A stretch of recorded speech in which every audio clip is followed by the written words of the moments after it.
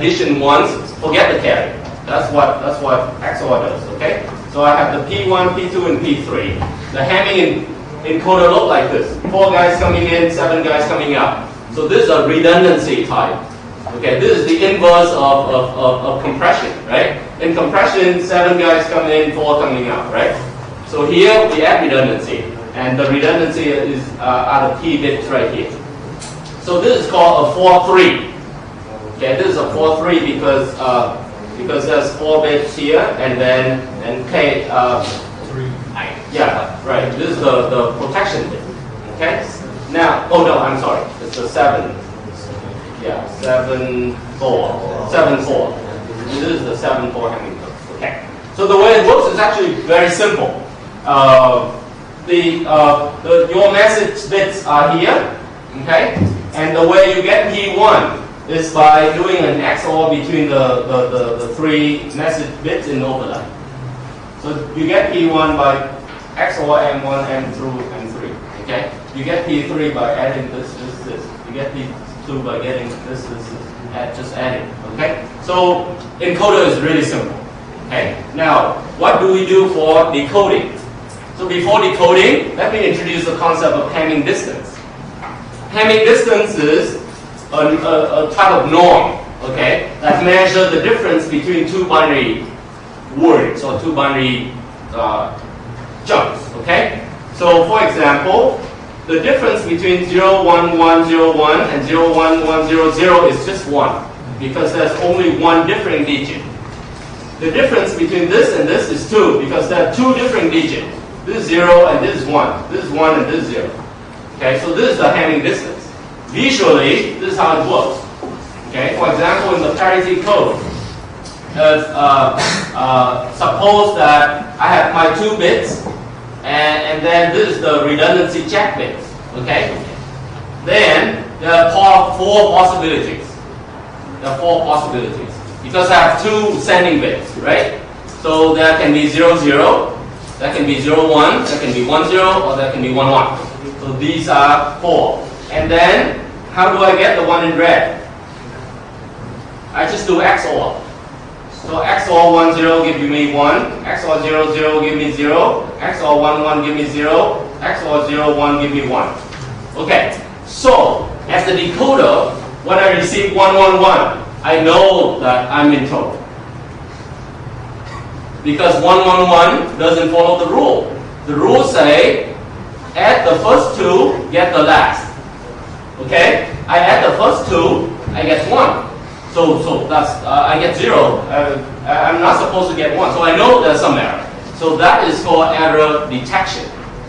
Okay? You know that error happens. But then, how do we correct it?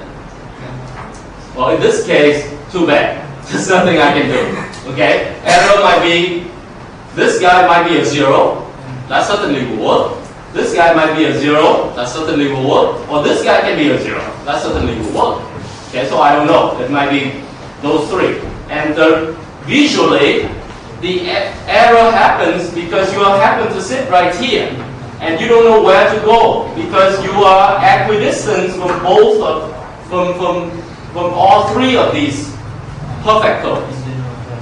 Correct? Okay, so let's take it one more step forward. Now, I'm going to try to increase the redundancy. So, this is the dumbest redundancy code that I can think of. I will repeat myself.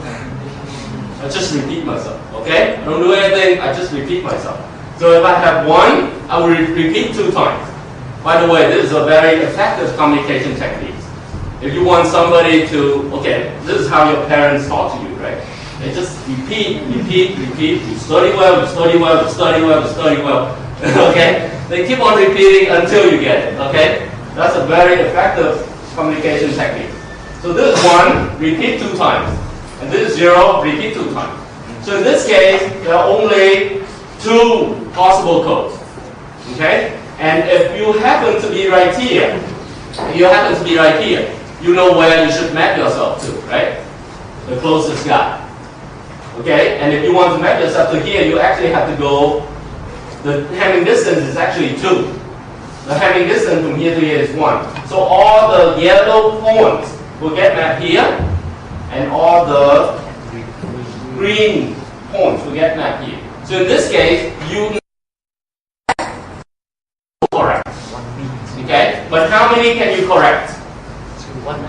You can only correct 1 bit. If there are 2 errors in here, you might make an incorrect decoding. Okay, so that's the entire idea behind channel coding. Okay, so and these are the red bits are called redundant or parity check bits. So let me go back to the Hamming examples. Okay, so these are the possible perfect code words that you have. Okay, and the minimum Hamming distance from any of them turns out to be 3. Okay, and you can, if you don't believe me, you just go through the table. What is the Hamming distance from this guy to this guy? 3. What about this guy to this guy? Just count the number of ones. 1, 2, 3, 4. 4. From this guy to this guy. This 4. Okay, from this guy to this guy. If you just go through the entire, exhaustively search the entire list, you will come to the conclusion that the minimum Hamming distance from any of the 3, any of the valid code words will turn out to be 3. In that case, if the distance is 3 apart,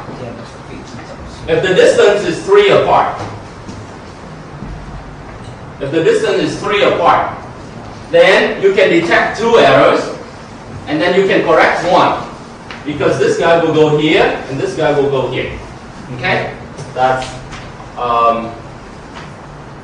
so these are the codes. Okay, so just to demonstrate the encoder and how it works. Okay, so in the decoder, let's see what happens.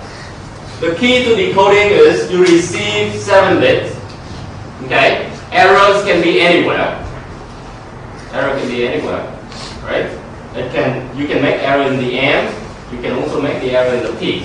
Okay, but you have to, inside the circle, there's one thing very fundamental, right? Inside the circle, if you do an XOR of all the guys inside the circle, you should always get 0. Okay? Because the way that we do the XOR before, that's the way we generate the codes, right? So inside the circle, you should always have an even number of 1. That's how you know that the code is correct. So this is correct, and this is correct. Okay?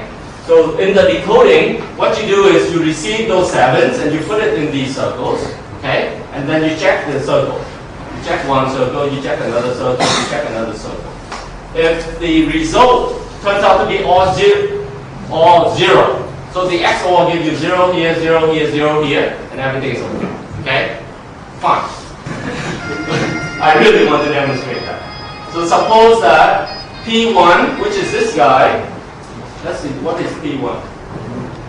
P1 is the summation of this guy, right? P2 is the summations of this guy. Okay, so suppose that if you run into this scenario, red circle is okay, blue table is okay, okay? Green circle has some problem. So the answer is that P3 has problem. Okay? So P3 has problem, then that means you just flip it. Okay? And you can verify that here in this case, the blue one has problem. So flip this guy. The red one has problem. Flip this guy. Now, what about this case? Red circle is okay. Green and blue has problem.